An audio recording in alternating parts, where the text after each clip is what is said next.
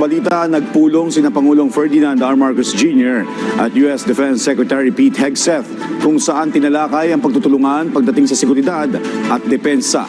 Ang detalye sa Balitang Pambansa ni Kenneth Pasyente ng PTV Manila.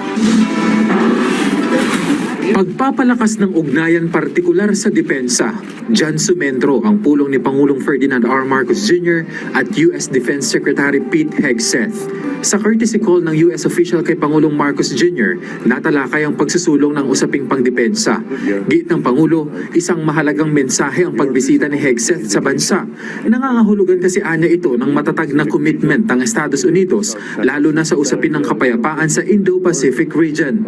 Your visit to the region, and especially the fact that you have come to the Philippines as your first stop, is a very strong indication and sends a very strong message of the commitment of both our countries to continue to work together to maintain the peace in the Indo-Pacific region within the South China Sea. And I know that the work that we will do in the time that you have here, brief as it is, in the time that you have here in the Philippines will be extremely productive and very, very important for as we chart our way into the future, considering how complicated geopolitics has become. Binigyang diin din niya ang matagal ng kooperasyon sa pagitan ng bansa at US, lalo na ang suporta nito sa pagsusulong ng Pilipinas sa soberanya nito nang hindi gumagamit ng dahas. You are our only treaty partner and have and continue to be the supporter for peace in this part of the world, and we have always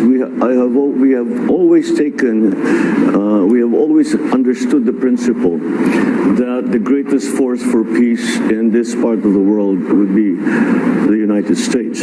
Ipinarating naman ni Hegseth ang mensahe ni US President Donald Trump na nagpaabot-anya ng kahandaan na maipagpatuloy ang alyansa, pagkakaibigan at kooperasyon ng Pilipinas at US. Ipinunto rin nito ang kagustuhan ng US na ma-expand ang military-to-military cooperation na anyay kapwa kapakipakinabang sa dalawang bansa. And he and I both want to express the ironclad commitment we have to the Mutual Defense Treaty and to the partnership, economically, militarily, which our staffs have worked on diligently for weeks and weeks and months. There is a very real reason why our first trip and our first visit is here to visit you in your great country. Pinuri rin ni Hegseth ang pagtindig ng bansa para isulong ang soberanya nito sa West Philippine Sea, kasabay ang pagbibigay diin sa kahalagahan ng pagtutulungan para tuldukan ang anumang gulo. Ipinunto rin niya ang kahalagahan ng deterrence o mga estratehiya para makaiwas sa kaguluhan sa South China Sea. Deterrence is necessary around the world, but specifically in this region, in your country, considering the threats from the Communist Chinese, and that friends need to stand shoulder to shoulder to deter conflict, to ensure that there's free navigation, whether you call it the South China Sea or the West Philippine Sea. We recognize that your country has stand very firm in that location and in defense of your nations. Dumating kagabi si Hegseth na sinalubong ni US Ambassador to the Philippines Mary Kay Carlson. Bahagi ito ng kauna-unahang official visit ni Hegseth sa Asia Pacific bilang Defense Chief. Bukod sa Pilipinas ay bibisita rin ng US official sa Japan, Hawaii at Guam.